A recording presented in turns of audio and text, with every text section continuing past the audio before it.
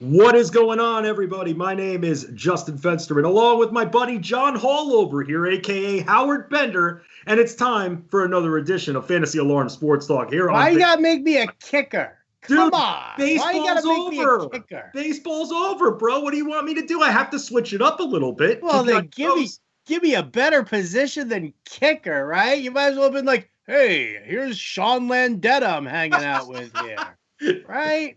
Come Look, on, Fensty. you're my little Morton Anderson. What can I say? Okay? Got to make you chalk somehow right there. Well, you know what, man? With the back, I can put the boot on again, and I could go as Jan Stenerud, too. How about that? Ooh, like that. As long as you're not Mike the Toe Nugent, then you're good to go. Yes. All right. I'll stop talking now. Instead, let's talk about week 8 of the fantasy football season because, Howard, despite all the power issues, and we're so happy, all of us, all of your baby birds are glad you are safe and your power is safe as well. That didn't keep the watch list from coming out on fantasyalarm.com. Nothing ever does. That's why he's one of the hardest working men in the business. And I say that with all the truth. You could even take a polygraph. I'm not lying. It's true. Let's talk about said watch list. And when thinking where to start for this week, maybe looking at some of those matchups that you think are rich with DFS gold for this week. So when it comes to that, let's start with your favorite team of all time, the Cleveland Browns. Because after what we saw from Baker Mayfield last week, now no more Odell Beckham Jr., Chubb still hurt. At this point, how are you handling this team going up against Vegas now week 8? Listen, I think that I'm handling this team very well. If you've got Kareem Hunt, that's a guy who I'm loving in DFS. He's the cover boy of the watch list. Because listen, Vegas is terrible against the run. They give up a ton of rushing touchdowns. I think they've given up the league high, like 12 rushing touchdowns on the season right now. So, listen, I think that one of the things that we need to see more from Stefanski. Now, Kareem Hunt did get 18 carries in the last game, which I was more appreciative of that. I think he needs to utilize him a little bit more. I think he needs to give him more than just 3 or 4 targets per game. Run them a little heavier. I think that this is the game that really stands out the most for that. OBJ has been in and out of the lineup. He's been up and down anyway this season.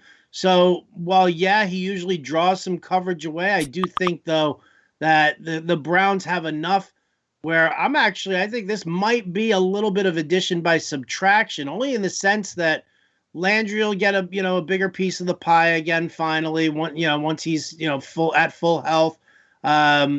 Peoples-Jones seems to be an intriguing guy, and then Rashard Higgins, who's decent. He's not great, he's not the be all end all, but if Baker knows that instead of having to force feed OBJ targets because he wants to keep him quiet, I think this actually works out pretty well. And you can get away with guys like Harrison Bryant or Peoples-Jones or Rashard Higgins, depending on, how you want to structure your lineups. But again, I think when you lose a piece like OBJ from your passing attack, you really do need to push the run a little bit more. And you've got Kareem Hunt, and I know you want to be careful with him because you don't know when Nick Chubb is back.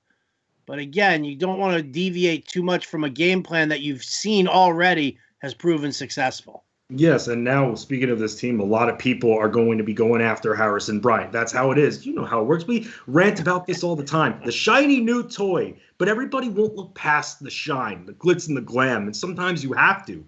But when looking at someone like Higgins, he's just so damn cheap on DraftKings right there. I'm looking for a Stars and Scrubs build. At 4,200, okay, I'll give him a shot if that's the build that I'm going with in GPPs. I have no problem with that.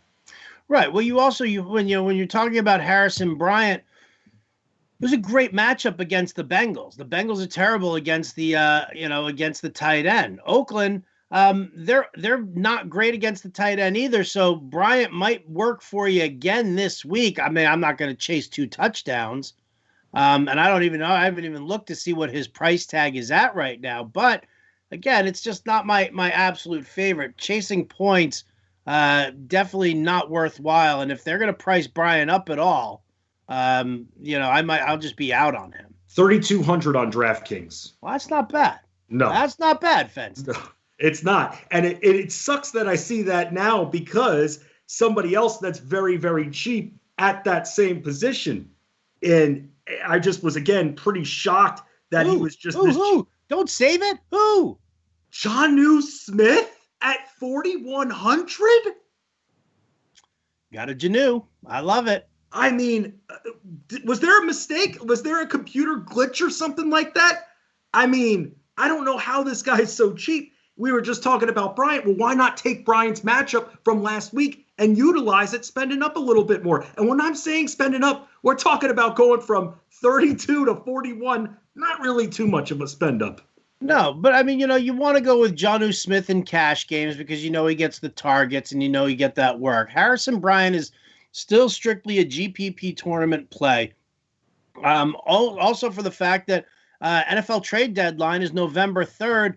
You know that David Njoku is still going to get featured a little bit more if they genuinely are looking to trade him.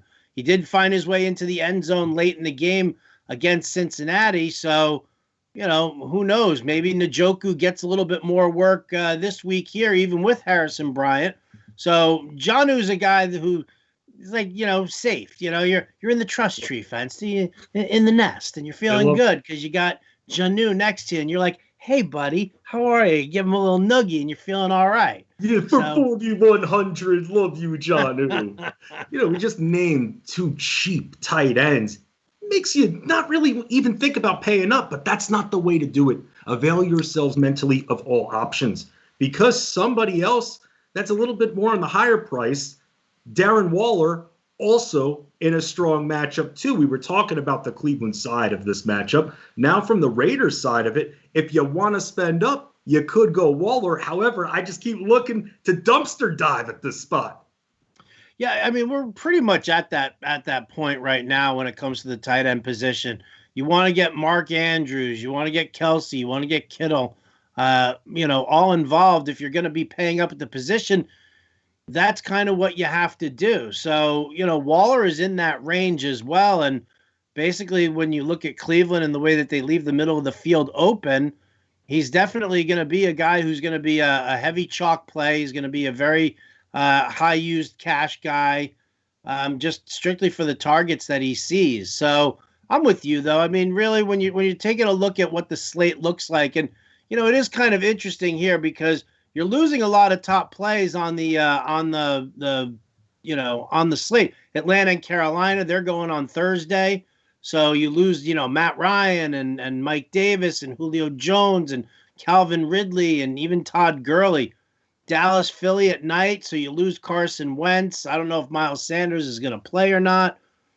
There is no Zeke. There is no Cooper, Gallup. I mean, I get that they've been struggling, but, and then you look at Tampa Bay and the Giants. So all of a sudden now it's like, no Mike Evans. Everybody wants to know. Everybody wants to use Mike Evans now that Godwin's out and AB's not around yet, but it's not going to be for DFS this weekend. No, not on this main slate that we're discussing. Again, we're talking about the watch list just came out, DFS watch list that is on fantasyalarm.com. And again, looking at this position, this tight end position, I'm just so intrigued because as what it seems to be always a bit of a mess besides the top three that you mentioned, but somebody else that I saw on that watch list and I have to ask you about, and that's the Dolphins offense with Tua now at the helm, Mike Gesicki as well I saw there. So going into this matchup, what are your expectations for Tua Tagovailoa?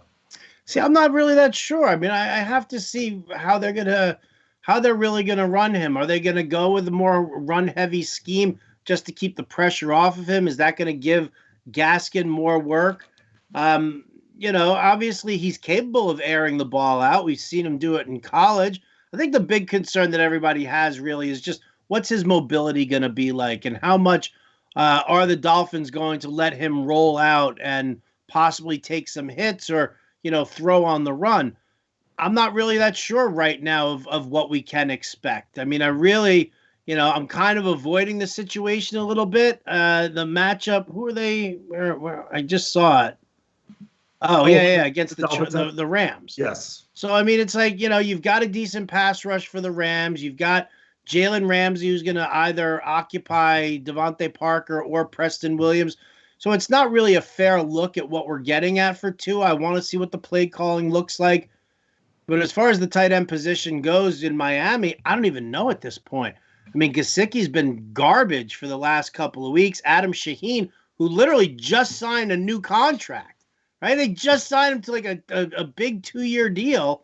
So the question is are we looking at Shaheen as being, more of that, pass catcher blocking hybrid?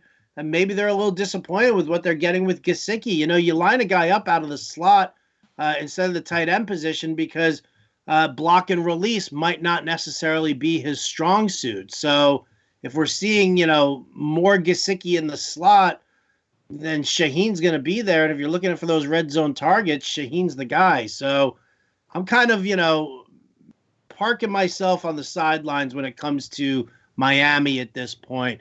I need more of a look at Tua and see what he's going to do. Yeah, same here. That's how I'm handling it as well. And something that I'm watching, and this is just putting in a little bit of season-long strategy here. Just see if Preston Williams gets more targets, because that's someone that I'm going to want to target on that waiver wire. That's I keep waiting. I keep waiting for him to somehow grab more targets. Maybe this is it. I'll say this: who else could use more targets? Mike Gesicki as well. I mean, he's had 3 or fewer. It's been garbage, dude. Yeah. It's been trash. 3 of his last 4 games. Yikes. Let's leave that before I get any more nauseous then. That really sucks, man. I thought it was going to be a great year, but... Yeah, we all did. I mean, we did. We looked at, Andrew Cooper, who does the tight end work over at Fantasy Alarm. He's, that heir apparent to the tight end whisperer moniker that was given to me a couple of years ago. And I mean, I think he's struggling with it. We kind of looked at this situation, and again, this tight end position has just gone to hell in a handbasket because you've got your top 3 or 4 guys who you can trust, and then everybody else is just strictly matchup based. I don't think there's a single guy, even a guy like Hunter Henry, who I like, doesn't show up when the coverage is tight on the tight ends from a defense, and it's a question of can I stream this guy in, or do I, just kind of hold him and hope for the best? Yeah, and Andrew Cooper and I were actually texting back and forth regarding Evan Engram, praying for more production. Oh, what a waste that's what the world's come to at this point with us. Crap. Yeah, and then he has the ball go right off his hands. Oh, geez, that's not good. Now, a stack that worked out well for me in my DFS lineups last week, worked out well for everybody. Davante Adams and Aaron Rodgers. And I try to separate week by week when making these lineups. I really want to go back to this stack, though. I really want to pay. We just mentioned a few cheapies on the tight end on the back end there. Man, what do you think about that? You willing to pay? Yeah, are you kidding? For Adams and Rodgers in a cash game lineup, absolutely. The first time Rodgers faced Minnesota, I think he threw for over 300 with 4 touchdowns, no picks in week 1. That was without Davante Adams, right? Adams was hurt back then, wasn't he? He was not hurt. Or did he get hurt that first week? I'm trying to see if he got hurt. He actually had 2 touchdowns that game. Okay, so there you go. So yes. So if that doesn't solidify it even more for you, what you want to do, for these 2 guys, yeah, I would definitely pair them up. Yeah, 156 yards, 2 touchdowns. He got hurt in the second game against Detroit is what it was. So, sorry, guys, it all blends together sometimes. You know? It does. That's the thing about DFS. Take what you saw before, put it behind you, look at the current matchup for this week. Now, if you have a reference point like this where you can say, okay, Green Bay played Minnesota, you can look and see, what you had there, but you also had fewer injuries in the Minnesota secondary back in week 1 that you have right now. So, right. Yeah, lick your chops, baby. Get in, tie that napkin around your neck, get your knife and fork out, get ready to eat. I'm ready, man. I'm ready. That's the porterhouse right there that we're about to eat. Question for you. How do you choose between, when it comes to wide receivers, how do you choose between starting Metcalf or Lockett? That is one of the most difficult decisions on a week-in, week-out basis. I haven't figured it out. I keep swinging and missing. I feel like Chris Bryant when he was striking out every time. Seriously, man, I just don't know how to pick. Do you have a clue how to pick between the 2?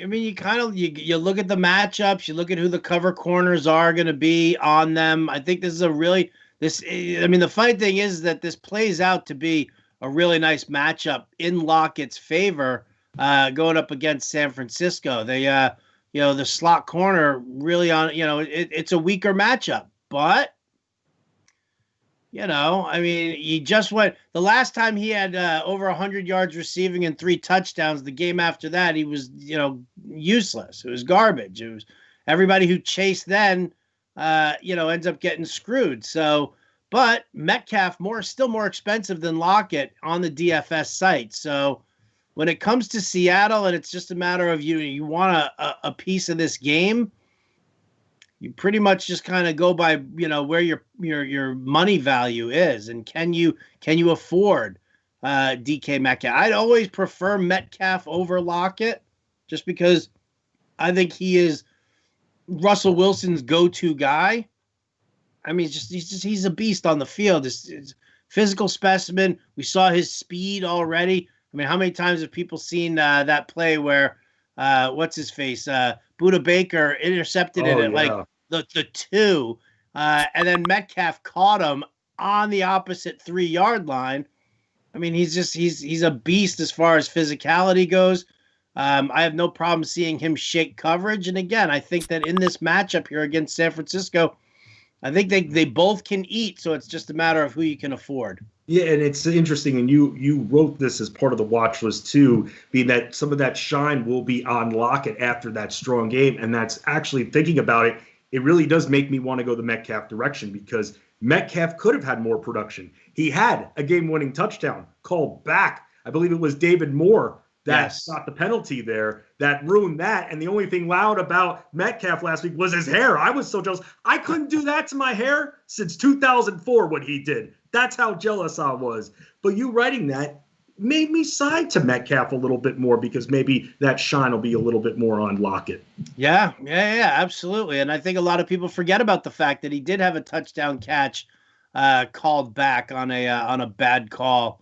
What was it, like a holding? Yeah, it was like a terrible holding call for that. That would have won me a ton more money. I was already in front. I did the the small sweep over on FanDuel. It's $25 entry. I came in first. There's only 94 people in there. Wow. They pay out 25% of the winners, and I won $400 just from that. Now I would have won more money in a couple of other contests just because I had Metcalf in there instead of Lockett. But in that, what are you going to do? I'll tell you what you're going to do with those winnings when it's appropriate again, and I come out and visit. You're taking me to Pasta Moon. That's what you're doing with that $400. So I got your answer right there, Bender. We haven't really talked about the running back position yet when discussing, and I have to ask you about this situation with Kansas City. CEH, Lev Bell, the Lev Bell revenge game.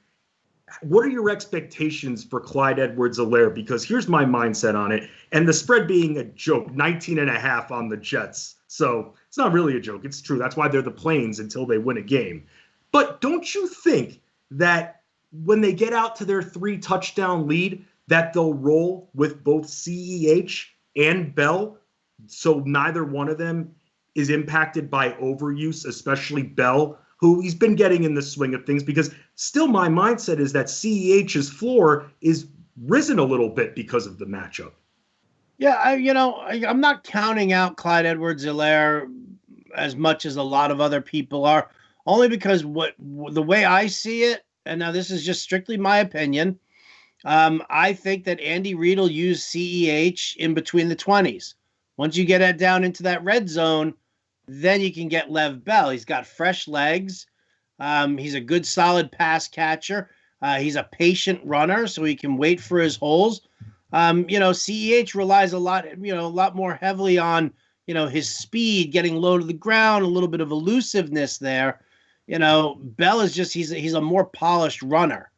And I think that inside that red zone, that's really where he's going to shine brightest. So it sucks because that takes away touchdowns for Clyde Edwards-Helaire, boosts the value for Lev Bell. But, I mean, listen, you're a Jets fan, Fancy. I'm a Jets fan, too.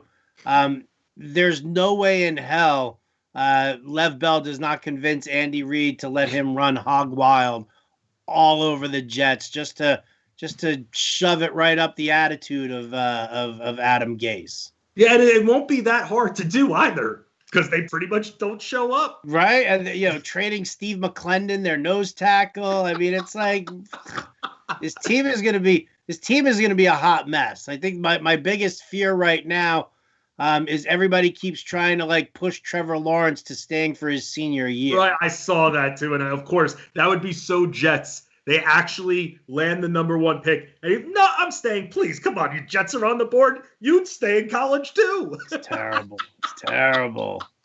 It's bad. But for those that are interested in this game from the Kansas City side, I mean, Le'Veon Bell is certainly in play. 6,000 I saw on FanDuel. 4,600 though on DraftKings.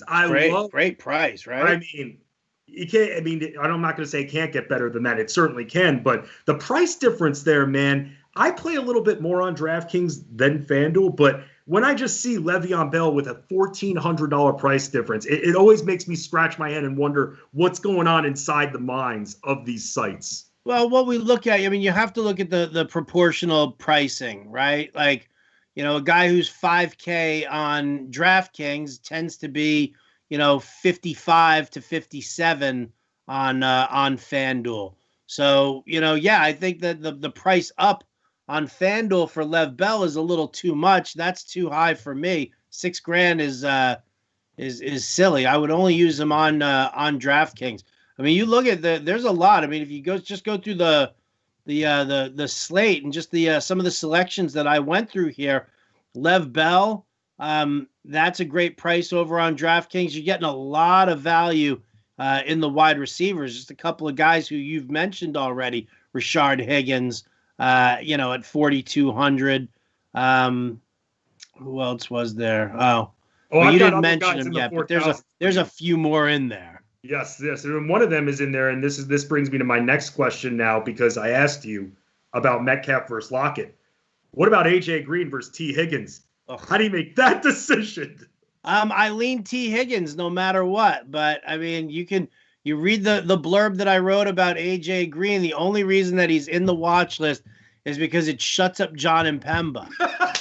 Right? I mean, seriously. AJ Green does nothing, and I don't hear anything from Impemba. AJ Green suddenly gets targeted, and he has 7 or 8 catches. He's like, it's all about the volume. It's all about the volume. Right? So, I mean, AJ Green's seen volume in these last 2 games. Is he going to continue to see that kind of volume? I don't really know. But nevertheless, 24 targets in the last 2 games. Sure. I mean, for $4,500 on DraftKings, I mean, it's better than a poke in the eye. Yes. Oh, a lot of things are better than a poke in the eye. Trust me. And Maddie, my dog, thank you very much for that the other night. Still hurts, by the way. Not fun. Going over a few more price points here. Looking a little bit to dive deeper. I saw on the watch list a name that made me want to hurl. Make me not want to hurl when I mention the name Nick Foles. I mean, it's against the Saints, and if you're going to keep pace with the Saints, then you're going to have to throw. The Saints secondary really isn't what it used to be. Marshawn Lattimore is nowhere near the cover corner he was 2 or 3 seasons ago. I mean, we've seen him lose that step. And he's always, nursing these soft tissue injuries right now. So he's not great. Patrick Robinson is PJ Williams is atrocious. So if you know that the Saints are going to be putting up points, and let's face it, the Bears defense isn't what it used to be either, then I look at this and I say, well, Nick Foles is going to have to air it out. Listen, I mean, if a guy throws 2 interceptions in a game, I don't really care about that if he's going to throw me 3 touchdowns. Exactly. And no one thinks about that. And that's why when I was on Alarm After Hours and Ronas was talking about that, hey, he had Jameis Winston. I was like, oh, Jameis really? Yeah, it's one thing when he's throwing pick after pick. But if this guy's going to throw, it offsets that. People focus on the interceptions too much. Watch to see them get in the box as well. It cancels out. It's not as impactful as you may think. Just frustrated with that. Allen Robinson, by the way, in concussion protocol, that's something that we should note when going into this. So, I mean, Nick Foles, 6,700, 5,800, 6,700 on FanDuel. I saw for a tight end, and if I was going to go with Nick Foles, maybe try to stack it a little bit here. Jimmy Graham. I mean, he's so cheap. Again, another cheap guy, 4,600 on DraftKings, just 5,400. If he's going to get the targets, why not use him? And especially now watching Allen Robinson's status, who we can all consider questionable, that can actually make me want to use a little mini stack there in the lineup. You want to aggravate Ronis to no end? Oh, every day, every minute of my life. All right, well then just, when you start talking to him about Jimmy Graham on tonight's show, Allen Robinson, one of his all-time favorites, right? New Orleans doesn't cover the tight end too well, right? They're giving up the second most points. Revenge game narrative for Jimmy Graham. Ooh. Ronis hates the revenge game narrative. Every time there's a player who's lined up for that, I immediately jump on that with him. Just a nice little way to needle this guy, right? Oh, I just wrote that in my notes. Yeah, get ready for that. There's your preview for tonight's Alarm After Hours show from 1 to 3 a.m. Eastern. Thank you. That's a free gift right there. It's not even holiday season yet. So thank you for telling me. So I'll make sure to ask him 1,000 different ways about Le'Veon Bell going into this matchup. Right, just do an entire segment on revenge game narratives for this week. Guaranteed you could find one. Let's just look right here. Just if you want to talk about the main slate. Should there be rules regarding revenge game narratives? Like, let's say you're a journeyman and you've been on 10 different teams. Is that a revenge game narrative every single time? Or should it just be the last team you were on, except if there was crazy known issues between management and the player? 60% of the time, Fensty, it works every time. Sex Panther made it from bits. Really, the whole revenge game narrative thing. I mean, it's a gimmick. It's really all it is. It's a gimmick. Are there some players who, might be bitter about their old stomping grounds? Yeah, sure, absolutely. Lev Bell is a prime example of that. Mike Davis, I don't necessarily know if Mike Davis is a prime example of that. He played 7 games for the Bears, and everybody was like, revenge game narrative. Teddy Bridgewater last week against the Saints, revenge game narrative for him, right? He was the backup, and then they were like, no, we'd rather go forward here with Jameis Winston and Drew Brees and Taysom Hill as our guys. So, I only like to do it when it's like when it's a highlighted moment. And I know that it's going to grate on Ronis's nerves. Good to know. I love that, man. I'm going to use it. I'll let you know how the reaction is from Ronis. Knowing him, he'll probably just try to downplay it because that's what Ronis does. Looking at the watch list, anybody else that you think that we need to discuss that we haven't brought up yet? Again, trying to cover all the positions, not give away everything. I want you to go to the site, check that out. You're on the site. Now I want you to actually click the article and check it out. Anyone else that we haven't mentioned? We touched on the Cincy wide receivers for a second, but I love Joe Burrow going up against Tennessee. Their secondary has been giving up a lot of points. Burrow is 5 out of his 7 games, 300 yards or more in passing. I just think it's a good spot for him to be in. At some point, things, going to kind of come crumbling down on him, I think. It just wears on you when you sit there and you make these comebacks or, your team is, out to a big lead and then the defense coughs it up and, suddenly, that starts to wear on you a little bit more. But I still like Burrow in this matchup against Tennessee. Another thing that everybody completely undersells because they look at Green Bay, look at the Minnesota side of this game. Give me Dalvin Cook. If Dalvin's playing, or even if Dalvin's not playing, if it's Alexander Madison, I'll take either one of those guys. Green Bay's run defense is soft, like real soft. So Madison 6K on DraftKings, by the way, seeing that. Obviously, we'll have to see with Dalvin Cook if he's going to play. But, yes, if he's in, obviously that's a great one. And, yeah, like you said, the matchup itself makes me want to get a little Dalvin in there. He is Howard Bender. Oh, yeah, I got one more. Before you go, I got one more. One more. Right, Marcus Johnson. You want a nice deep GPP dive? Marcus Johnson of the Colts. He's getting more targets than T.Y. Hilton. Everybody's done with T.Y. Hilton. Zach Pascal only works out of the slot. You look at this matchup against Detroit, and I think that this is a great matchup for Marcus Johnson to kind of break a big play. He's minimum price over on DraftKings. He's min price on FanDuel also, right? So I mean, for a GPP, for a salary saver, you're looking at the dartboard. Marcus Johnson, he might not make the final playbook, but he's definitely going to at least be in the dartboard for that price tag, man. I love getting him, sneaking him into some lineups. I think, and if you're looking for a wide receiver help in season long, I think that's a guy you want to target as well. Love that. I've been watching the injury news with Indy, and I know that I saw something come across with Pittman that he's designated to return, but I don't think that's going to stop anything regarding Marcus Johnson and his targets. And by the way, for all those that are getting on me about T.Y. Hilton, continue to get on me. I have no problem with that. Just saying this, he had a touchdown taken off the board in his last matchup. Just wanted to throw that out there a little bit. Toss that out there, Howard.